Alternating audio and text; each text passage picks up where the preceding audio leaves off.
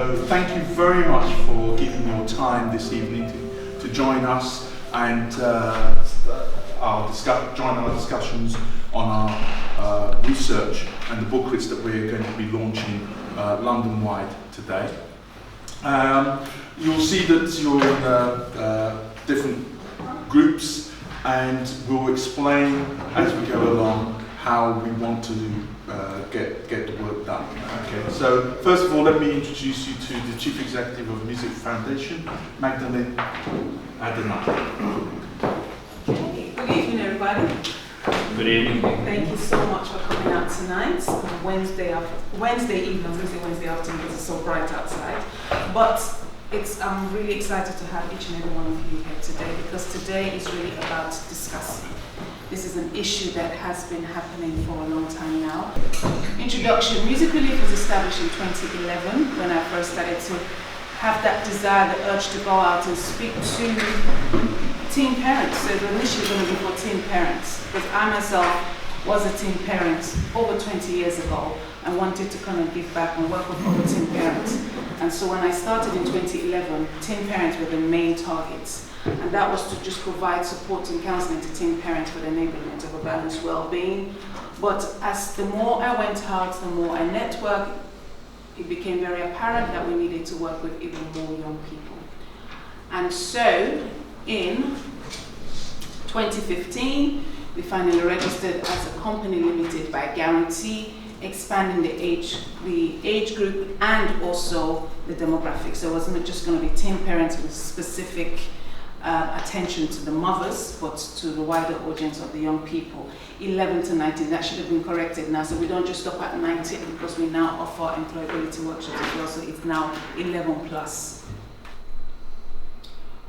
So our work so far, we've been doing loads and loads of different work. So we'll just kind of capture everything together.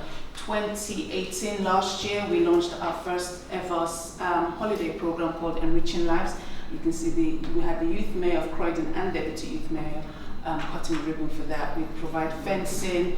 We've got this young man here, Wilfred Zaha, who also did a phenomenal video for us ahead of the whole launches that we did in April, and obviously tonight, and several other things that we'll be doing as well.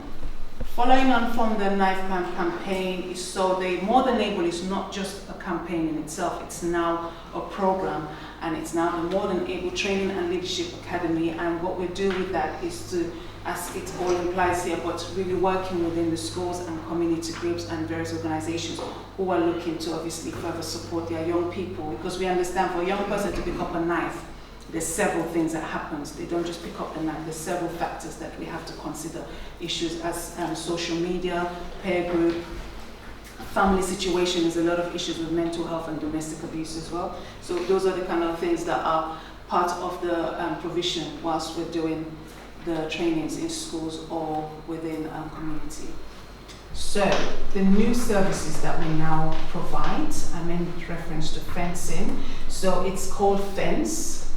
It's an acronym, so which is Foster Efficiency Network with Continuous Evaluation. So for myself, being that young person who went through a lot of issues 20 years ago when I found myself pregnant and everything that was happening, the difficulty I went through, one thing that always stood out for me is the support I eventually had. And that support was very much tailored around education. So regardless of the fact that we're offering music or whatever else we're offering, there has to be some form of education, because fencing is the physical aspect that can be comparative to chess. So we're looking at how we can have that transferable skill, so they understand that it's not just a case of, oh, we're just using the swords and we're hitting each other, but there is a lot of learning that's actually taking place behind all the activities there.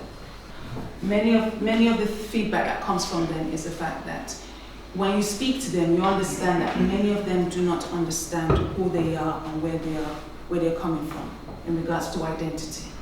So the I Am Royal program is very much tailored about understanding identity, because we find many young people who are second generation from different parts of the world, and it may not be that their grandparents came from a different part, but then when they came here, their parents are now in this country and they are born in this country. So in a sense of identity and most especially cultural identity has somehow been lost along the way. So in a nutshell, this is who we are. This is what Zaha said in his video concerning the music week, which is really great. I will pause there and quickly invite Bart to come and just speak briefly and then start the discussion. Right, so hi, I'm Bart. I'm not normally based in London. I'm actually normally based in Paris at the Paris Institute of Political Studies. But we are really interested in what's going on in London as well.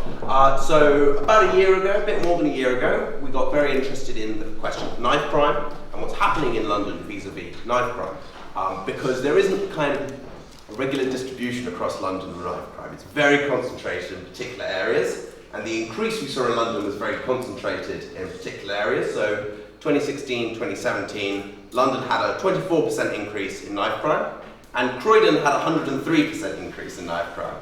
So we were quite curious about what was going on in Croydon. So we came for 3 months, me and my research partner, whose name is also on the booklet, Dylan Richter, and we lived in Croydon, and we tried to conduct what's called an ethnography, which is very much about capturing the lived experience of an area. What is it to actually live in an area which is violent, to negotiate violence in an area, and how do the institutions in an area work to either facilitate or combat that violence.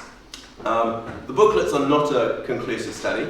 You know, I'd like to make that clear. There are things they miss out that are very important, and I'm sure we're going to talk about that in the course of what's hopefully going to be quite a seminar-style event here today. But what they try and give is a framework to think about knife crime critically, to think about quantitative data critically, but also actually qualitative data. You know, the things we experience when we go out into the street and the way people organise themselves. I don't want to give an hour-long lecture about the sociology of knife crime, so I think we're going to crack on and get going on what we're meant to be doing, which is kind of a discussion-style thing. Right. So, we're getting into groups, aren't we?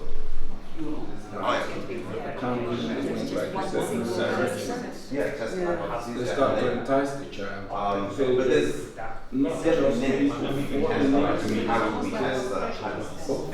So you're saying that when a child is brought to a knife or sword, rather than a sword, could I just listen? What about play? So you've sent a plays apart and provided diversion, but what if then that you've sent to them becomes almost like a proving ground?